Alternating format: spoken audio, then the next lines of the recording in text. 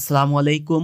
MS word tutorial ষষ্ঠ পর্বে সবাইকে স্বাগতম। আজকে আমরা যেটা শিখব সেটা হচ্ছে হোম ট্যাবের ভিতরে স্টাইল এবং এডিটিং।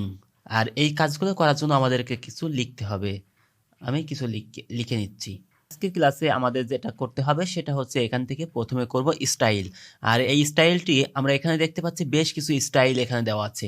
আমরা যদি এই স্টাইলগুলো আমাদের ডকুমেন্টে ব্যবহার করতে চাই তাহলে আমাদেরকে যেটা করতে হবে সেটা হচ্ছে এখানে আমি মাউসের কার্সার যেখানেই থাকবে আমি যদি এই স্টাইলের যে কোনোটার উপরে ক্লিক করি তাহলে দেখব ওই প্যারাগ্রাফটা এখানে স্টাইল হয়ে যাচ্ছে। যে প্যারাগ্রাফটা আমি আমার মাউসের কার্সার আছে যদি আমি এখানে যে কোনোটায় আমি ক্লিক করি তাহলে দেখতে পাবো যে আমি সেই স্টাইল এখানে করতে পারছি। যদি আমি এখানে সবটুকুই সিলেক্ট করি তাহলে এখানে মাউস নিয়ে যাওয়ার সঙ্গে সঙ্গে দেখতে পাচ্ছি সেইটুকুই একটা স্টাইল হয়ে যাচ্ছে।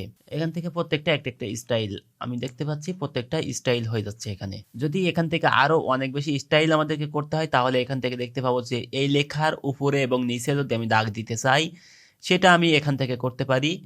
এখান থেকে যদি এইরকম একটা স্টাইল করতে চাই, এইরকম স্টাইল করতে চাই তাহলে আমরা এখান থেকে বেশ কিছু স্টাইল এখান থেকে দেখতে পাচ্ছি। আমরা এখান থেকে সেই স্টাইলগুলো করতে পারবো। যদি আমি চাই এখানে এই যে লেখাটা আছে এই লেখাটায় কোনো একটা ওয়ার্ড আমি ভুল লিখেছি এবং সেটা প্রত্যেক জায়গায় হয়ে গেছে, আমি সেটা ধরতে পারি যে এখানে কোন ভুলগুলো আছে। যদি ফাইন্ডে ক্লিক করি তাহলে দেখতে পাবো যে এখান থেকে আমি কোন ভুলটা করেছি, বা এখান থেকে কোনো ওয়ার্ড যদি আমি খুঁজে বের করতে চাই তাহলে আমি এখান থেকে খুঁজে বের করতে পারি। যদি আমি এখান থেকে বের করি হচ্ছে নাইস, তাহলে এখানে দেখতে পাচ্ছি যে এই নাইসটা অনেক জায়গায় এই নাইসটা আছে, এই নাইসটা অনেক জায়গায় আছে। এইভাবে আমরা এখান থেকে খুঁজে বের করতে পারি। যে ওয়ার্ডটি আমি খুঁজে বের করতে চাই বা যে ওয়ার্ডটি কত জায়গায় আছে এটা দেখতে চাই তাহলে আমাকে যেটা করতে হবে সেটা হচ্ছে ফাইন্ডে ক্লিক করব এবং এখানে এসে সেই ওয়ার্ডটা এখানে লিখে দিব। তাহলে এখানে দেখতে পাবো যে এই ওয়ার্ডটা এখানে আছে 128 জায়গায়। যে লেখাটা আছে এই লেখাটা খুঁজে বের করতেছি আমি ইংলিশে। আমি যদি চাই যে আমি বাংলা কোনো লেখা থেকে আমি সেখান থেকে আমার নির্দিষ্ট একটা অংশ আমি খুঁজে বের করব বা নির্দিষ্ট কোনো ওয়ার্ড আমি খুঁজে বের করব তাহলে আমি কি খুঁজে বের করতে পারবো? অবশ্যই।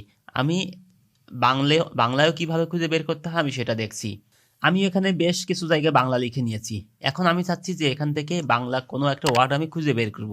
যদি আমি সেটা করতে চাই তাহলে আমাকে ফাইন্ডে ক্লিক করতে হবে এবং এখানে আমাকে সেই বাংলা অক্ষরটা বাংলা লিখতে হবে। আমি এখানে লিখবো হচ্ছে বাংলা। আমি এখানে বাংলা লিখেছি তাহলে এখানে আমি দেখতে পাচ্ছি যে এখানে বাংলা 44 জায়গায় এই বাংলা লেখাটা আছে। আমাকে এখানে সেই বাংলা লেখাটা দেখাচ্ছে। যদি বাংলায় আমি খুঁজে বের করতে চাই সেটাও আমি খুঁজে বের করতে পারি। এইভাবে আমি এখানে বাংলা লিখবো, যে ওয়ার্ডটা আমি খুঁজে বের করতে চাই সেই ওয়ার্ডটা আমি লিখবো, তাহলে আমি এখান থেকে খুঁজে বের করতে পারবো। এই কাজটুকু যদি আমরা কিবোর্ডের মাধ্যমে করি তাহলে আমাকে যেটা করতে হবে কন্ট্রোল এফ, কিবোর্ড থেকে control F. Control F click করার সঙ্গে সঙ্গে আমরা কিন্তু এই ফাইন্ড অপশনটা এখানে পেয়ে যাব। এখান থেকে আমরা এই কাজটুকু করতে পারবো। এখন আমরা খুঁজে বের করলাম, আর খুঁজে বের করার পরে আমার মনে হচ্ছে যে এখান থেকে একটা ওয়ার্ড আমি লিখেছি যে ওয়ার্ডটা 1000 পেজ আছে, 1000 পেজের ভিতরে ওই একই ওয়ার্ডটা অনেকবার ব্যবহার করেছি আমি। এখন আমি চাচ্ছি ওই ওয়ার্ডটা ভুল হয়েছে, ওই ওয়ার্ডটা আমি সংশোধন করে দিব বা ওটাকে আমি চেঞ্জ করে দিব। তাহলে আমাকে যেটা করতে হবে যে এখান থেকে যদি মনে করি যে আমি এই ডকুমেন্টটা করেছি বাংলাদেশের জন্য, এখন সেম আরেকটা ডকুমেন্ট আমাকে করতে হবে পাকিস্তানের জন্য বা ইন্ডিয়ার জন্য অথবা অন্য কোনো দেশের জন্য, তাহলে আমার এই 1000 পেজের একটা ডকুমেন্ট আছে, এই পেজটা প্রত্যেকটা পেজে প্রত্যেকটা লাইনে আমাকে এইটা চেঞ্জ করতে হবে। এটা খুবই কষ্টদায়ক বা এটা খুবই সময় সাপেক্ষ। যদি আমি একটু একটু অ্যাডভান্সে কাজ জেনে থাকি, আমি যদি একটু স্মার্ট ওয়েতে কাজটা করতে পারি তাহলে আমি খুব সহজেই 1 মিনিটে এই কাজটুকু করতে পারবো। আর এই কাজটুকু আমাদের করতে হবে কিভাবে? আমরা এখানে দেখতে পাচ্ছি ফাইন্ডের ডান সাইড, এখানে ক্লিক করলে অ্যাডভান্স ফাইন্ডের ওখানে রিপ্লেসও আমরা আসতে পারি। ঠিক একইভাবে আমরা যদি নিচে ক্লিক করি রিপ্লেস আসছে, আমি যদি রিপ্লেসে ক্লিক করি তাহলেও এখানে রিপ্লেসে আসার পরে আমি দেখতে পাচ্ছি আমি চেঞ্জ করব কোনটা। আমি চেঞ্জ করব এখান থেকে বাংলাদেশকে চেঞ্জ করতে চাচ্ছি, তাহলে আমি যেটাকে চেঞ্জ করব সেই লেখাটা আমি এখানে লিখে দিব, বাংলাদেশ লিখে দিচ্ছি। আমি যদি এই বাংলাদেশটাকেই চেঞ্জ করে আমি এখানে দিয়ে দিই পাকিস্তান, বাংলাদেশটাকেই আমি এটাকে চেঞ্জ করে পাকিস্তান দিয়ে দিই এবং আমি এখানে রিপ্লেসে ক্লিক করি, তাহলে দেখব যে এখান থেকে আমার বাংলাদেশটাকে পাকিস্তান হয়ে গেছে, আমার এই বাংলাদেশটাকে পাকিস্তান হয়ে গেছে। যদি আমি রিপ্লেসে ক্লিক করি তাহলে পাকিস্তান হয়ে যাচ্ছে, একটা করে পাকিস্তান হচ্ছে এবং পরবর্তীটাই চলে যাচ্ছে। ফাইন্ড নেক্সট ক্লিক করলেও ঠিক একইভাবে একটার পরবর্তীটা চলে যাবে। কিন্তু আমি যদি রিপ্লেস ওয়াল ক্লিক করি তাহলে দেখতে পাবো এই ডকুমেন্টে যত জায়গায় পাকিস্তান আছে, যত জায়গায় এই ডকুমেন্টে যত জায়গায় বাংলাদেশ আছে তত জায়গায় এটাকে চেঞ্জ হয়ে পাকিস্তান হয়ে যাচ্ছে। 126টা জায়গায় বাংলাদেশ ছিল, সেটাকে পাকিস্তান চেঞ্জ করে দিয়েছে। আমরা দেখতে পাচ্ছি প্রত্যেক জায়গায় এখানে পাকিস্তান হয়ে গেছে। আমি যদি চাই যে এই পাকিস্তানটাকে আবারও বাংলাদেশে নিয়ে আসতে, তাহলে একইভাবে আমাকে যে কাজটা করতে হবে সেটা হচ্ছে রিপ্লেস, এবং এখানে বাংলাদেশের জায়গায় আমাকে পাকিস্তান লিখতে হবে। এই পাকিস্তান লেখাটাকে আমি চেঞ্জ করতে চাচ্ছি, আমি পাকিস্তান লিখছি এবং এই পাকিস্তান লেখাটাকেই আমি বাংলাদেশে রূপান্তর করতেছি। এখন এখান থেকে রিপ্লেস ওয়াল ক্লিক করতেছি, তাহলে এখানে দেখতে পাচ্ছি 128 জায়গায় এটা চেঞ্জ হয়ে গেছে, পাকিস্তানের জায়গায় বাংলাদেশ বসে গেছে সব জায়গায়। আমরা কিন্তু খুব সহজে এই কাজটুকু করতে পারলাম। যদি এই কাজটুকু আমরা ইংলিশে করেছি, আমি বাংলায়ও যদি আমি করতে চাই সেটাও কিন্তু আমি করতে পারবো। যদি আমি বাংলাটাকে দেখাচ্ছি না, আপনারা প্র্যাকটিস করে নেবেন, আশা করি আপনারা করতে পারবেন। পরে এখানে আমাদের আরেকটা অ্যাডভান্সের কাজ আছে, সেটা হচ্ছে আমাদের এখানে যদি আমি দেখতে পাচ্ছি 9টা পেজ আছে, এরকম আমাদের 1000 পেজ থাকতে পারে। এখন এই 1000 পেজ থেকে আমি যদি প্রথম থেকে শেষের দিকে যাইতে চাই, অথবা 50 নম্বর পেজে যাইতে চাই, অথবা 550 নম্বর পেজে যেতে চাই, তাহলে আমি কি করব? আমি কি মাউস ঘুরিয়ে ঘুরিয়ে সেখান থেকে নিয়ে যাব, অথবা আমি এখান থেকে টান দিয়ে চলে যাব? আমি যদি খুব সহজে এই কাজটা করতে চাই, তাহলে আমাকে যেটা করতে হবে, এখান থেকে আমাকে রিপ্লেস অথবা ফাইন্ডে ক্লিক করার পরে এখান থেকে দেখতে পাবো গো টু। আমি যদি এখানে ক্লিক করি তাহলে দেখতে পাবো গো টু। আর এই গো টুতে এখানে আসার পরে আমাদেরকে এখানে বলেছে যে আমি কত নম্বর পেজে যেতে চাই। আমি পেজে যাব, তাহলে পেজে ক্লিক করলাম এবং এখানে আমি কত নম্বর পেজে যেতে চাই সেটা আমি লিখে দিব। যদি আমি এখন আছি 4 নম্বর পেজে, আমি যদি এখন যেতে চাই 7 নম্বর পেজে, আমি এখানে 7 লিখতেছি, লিখে গো টু ক্লিক করলাম। তাহলে দেখতে পাচ্ছি এখন আমি 9টা পেজ আছে এবং আমি 7 নম্বর পেজে চলে গেছি। আমি যদি চাই যে এখন 1 নম্বর পেজ বা 2 নম্বর পেজে আসবো, আমি এখানে 2 ক্লিক করতেছি, আমি গো টু ক্লিক করলাম, আমি 2 নম্বর পেজে চলে আসলাম। এখন আমি চাচ্ছি যে ঠিক আছে, আমি তো 1 নম্বর পেজ 2 নম্বর পেজ এইভাবে আমি যত ইচ্ছা আমি পেজে যেতে পারছি, কিন্তু আমি চাচ্ছি যে এখানে যতগুলো লাইন আছে আমি লাইনে যেতে চাই। সাপোজ এখানে আমার 20টা লাইন আছে, আমি এখান থেকে 15 নম্বর লাইনে আমি যেতে চাই। এখন আমি কি এখানে গুনবো?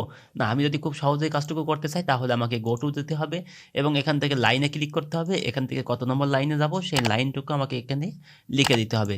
গো টু ক্লিক করলাম, তাহলে দেখতে পাচ্ছি 15 নম্বর লাইন এটা। আমরা একটু দেখি যে 15 নম্বর লাইন আসলে আমরা এটা আছে কিনা। 1 2 3 4 5 6 7 8 9 10 11 12 13 14 15। ঠিক আছে, আমরা 15 নম্বরের লাইনেই আছি। তো এইভাবে আমাদের খুব সহজে এই কাজটুকু করতে পারি। যদি এই কাজটুকু আমরা কিবোর্ডের মাধ্যমে করি তাহলে আমাকে যেটা করতে হবে কন্ট্রোল জি। আমি যদি এই কিবোর্ডের মাধ্যমেই করতে চাই তাহলে আমাকে লিখতে হবে কন্ট্রোল জি। এরপরে এখান থেকে আরেকটা অপশন দেখতেছি আমরা, সেটা হচ্ছে সিলেক্ট। এখানে আরেকটা অপশন দেখতেছি, সেটা হচ্ছে সিলেক্ট। যদি আমরা এই সিলেক্ট কাজটুকু করতে চাই, তাহলে যদি আমি ওয়াল সিলেক্ট করতে চাই তাহলে কিবোর্ড এখান থেকে আমি সিলেক্ট ওয়াল ক্লিক করব, তাহলে এই পেজে যা কিছু আছে সব কিছুই সিলেক্ট হয়ে যাবে। এই কাজটুকুই যদি আমি কিবোর্ড থেকে করতে চাই তাহলে কন্ট্রোল এ। কন্ট্রোল এ ক্লিক করার সঙ্গে সঙ্গে এই ডকুমেন্টে যত পেজ আছে যা কিছু আছে না কেন সব কিছু এখানে সিলেক্ট হয়ে যাবে। এরপরে যদি আমাদের অ্যাডভান্স সিলেক্টে যাই তাহলে আমি এখান থেকে দেখতে পাবো সিলেক্ট অবজেক্ট। যদি আমি অবজেক্ট সিলেক্ট করতে চাই তাহলে আমি এখান থেকে অবজেক্ট সিলেক্ট করতে পারবো। অবজেক্ট সিলেক্ট কোনগুলা, যদি এখানে আমি দেখতে পাচ্ছি এটা একটা অবজেক্ট, এটা একটা অবজেক্ট, এইটা যদি আমি সিলেক্ট করতে চাই তাহলে আমাকে যেটা করতে হবে, অথবা ছবি ছবি অথবা কোনো শেপ, এইগুলাই হচ্ছে অবজেক্ট। যদি আমি এইগুলোকে সিলেক্ট করতে চাই তাহলে আমাকে যেটা করতে হবে সেটা হচ্ছে এখান থেকে সিলেক্ট থেকে অবজেক্ট সিলেক্ট। এখন আমি এখান থেকে অবজেক্ট সিলেক্টটা সিলেক্ট করতে পারবো। ঠিক আছে, এখন আমরা যেটা করব সেটা হচ্ছে এখান থেকে আরেকটা অপশন আমরা দেখতে পাচ্ছি, সেটা হচ্ছে সিলেক্টের নিচে select all text with similar formatting. অর্থাৎ আমি যদি এখান